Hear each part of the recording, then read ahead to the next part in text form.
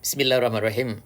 Ini video untuk Ayahanda Asep Mauladi yang bertanya bahwa pertanyaannya kali ini Ustadz Tausiah mengambil nasihat dari Imam Asy-Syafi'i yang dianut oleh umat Islam di Indonesia.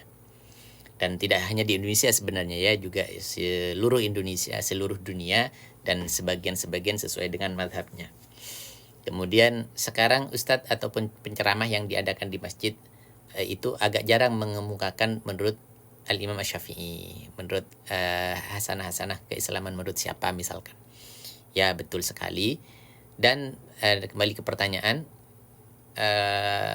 umumnya mereka sekarang mengambil dari hadis Al-Quran langsung disampaikan. Itu bagaimana Ustadz? Mohon pencerahnya. Wassalamualaikum warahmatullahi wabarakatuh. Begini, kita sebenarnya di era sekarang sangat jauh berbeda dengan masa-masa dulu, di mana di masa-masa dulu kita lebih mengedepankan terhadap keilmuan secara totalitas. Dan sekarang itu semuanya serba instan. Artinya bagaimana? Mindset atau pemahaman umat pada hari ini kita lihat seolah-olah ketika kita hafal Al-Quran itu sudah alim agama. Padahal tidak seperti itu. Karena kata-kata menghafal dengan faham itu beda. Tafakuh itu faqih atau itu ngerti seluk-beluk terhadap agama. Hafal Al-Quran tidak menjamin. Bahkan berapa banyak ribuan, mungkin ratusan ribu atau mungkin berapapun lah, intinya banyak sekali. Dan ini tidak hanya terjadi di zaman sekarang. Di zaman para sahabat-sahabat dulu pun, di zaman tabi'in maksud saya, bagaimana seorang anak bisa menghafal Al-Quran tanpa putus sama sekali, dalam waktu sekian jam bisa selesai, itu sudah menjadi kebiasaan pada waktu itu, namun dia tidak menjamin dia paham agama dan ngerti atau alim agama sehingga fatwanya bisa diambil. Nah, masalahnya kita kembali sekarang dicekoki dengan istilah, kalau misalkan anak saya hafal Al-Quran, oh saya sudah menjadi kebanggaan, sudah mentok keinginan saya jadi anak soleh. Enggak, tidak. Nah, ini nanti di lain pembahasan. Artinya kita kembali kepada apa yang ditanyakan tadi, bahwa ketika kita mengambil wasiat, nasihat, atau mau'idhah, atau apalagi hukum, ya sifatnya berkenaan dengan yang 5 aspek wajib, halal, makruh, haram, makruh, sunnah, dan mubah, itu tidak bisa kita langsung ambil dari Al-Quran dan Sunnah dalam sebagian besar masalah tertentu, sebagian besar masalah-masalah tertentu. Kenapa? Karena di dalam Al-Quran dan hadis itu butuh yang namanya ilmu pendukung, seperti badik, bayan, mantik, kemudian balaghah, kemudian ilmu gramatika Arab, nahwu, sharaf, dan seterusnya. Itu baru bisa kita menggali hukum yang ada di dalamnya, sehingga kita dengan tasawur, tasdik, paham betul, kemudian baru bisa menyampaikan kepada orang lain. Bagaimana mungkin kita ngambang hanya sebatas mengenal artinya, terjemahnya, kita menyampaikan kepada orang lain? Betapa ngambangnya hati yang menerima informasi tersebut dari Al-Quran. Itu satu. Kemudian hadis pun juga begitu. Bagaimana secara historis, sejarah asbabul wurud, kemudian banyak hal sebenarnya. Cuman masalahnya itu yang harus kita kembalikan di dalam kajian Benteng Akidah ini. Bagaimana kita mengembalikan kepada mindset pemahaman agama salafun saleh, orang-orang terdahulu yang memang cinta ilmu. Maka singkatnya adalah, kenapa? Apa bedanya? Yaitu tadi, secara gamblang Al-Quran dan hadis itu sangat luar biasa, sangat besar hikmahnya yang dikandung satu ayat bisa mengandung sekitar berapa berkali-kali lipat hukum atau kebijakan atau apapun yang ada di dalamnya. Jadi itu tidak mudah digali hanya sebatas tahu terjemahnya saja. Itu yang pertama. Sehingga ketika kita tanpa mengetahui keahlian di dalam hal tersebut, maka bisa jadi ini bisa menyesatkan malah, dan ini dimurkai oleh Allah Subhanahu wa taala.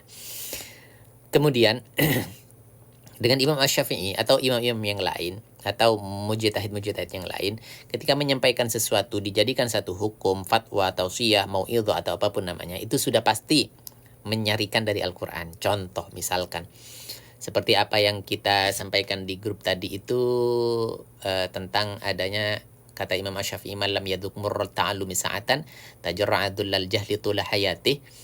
Siapa yang tidak mau atau enggan merasakan pahitnya belajar atau berlatih walau sejenak, maka bersiaplah kelak ia akan merasakan hinanya kebodohan, keterpurukan sepanjang hidupnya. Nah, ini salah satu gambaran bahwa para mujtahid itu menyarikan dari Al-Quran dan hadis, dan sudah dikomparasikan, disinkronkan dengan keadaan dan terbukti Ini sudah dilakukan dan dilaksanakan oleh orang-orang terdahulu. Nah, dari mana misalkan ini disarikan dari mana? Banyak, seperti inna ma'al usri yusra, itu yang begitu sudah banyak dikenal di kalangan kita, di kalangan kita. Di mana ada kesulitan, di situ ada kemudahan. Ternyata seberapa banyak kesulitannya, seberapa panjang kemudahannya. Bedanya adalah misalkan contoh dikembalikan kepada ayat innama hadhil hayatud dunya mata'un wa innal akhirata hiya darul qaror.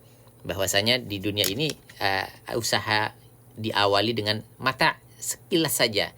Jadi peralatan saja, sarana tentu lebih sedikit. Kemudian hasilnya wa innal akhirata hiya darul qaror, dan akhirnya atau akhiratnya itu akan menjadi langgeng, kekal, dan dalam jangka panjang.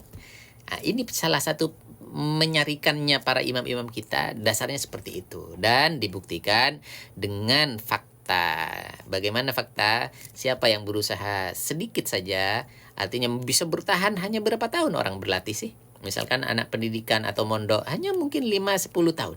Tapi dia akan merasakan indahnya, nikmatnya, luasnya kehidupan dalam waktu jangka yang lama. Sampai seumur hidupnya bisa berjalan 30 tahun ke depan, 50 tahun ke depan. Wallahu a'lam, Masya Allah.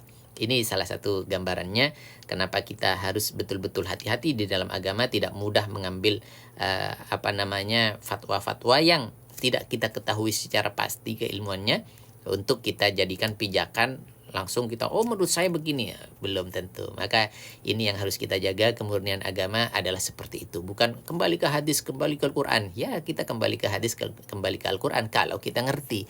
Kalau kita tidak ngerti keilmuannya, mau kembali kemana dan seperti apa, mau dipakai seperti apa, itu masalahnya. Baik, itu salah satu gambaran-gambarannya. Insya Allah semoga bermanfaat. Assalamualaikum warahmatullahi wabarakatuh.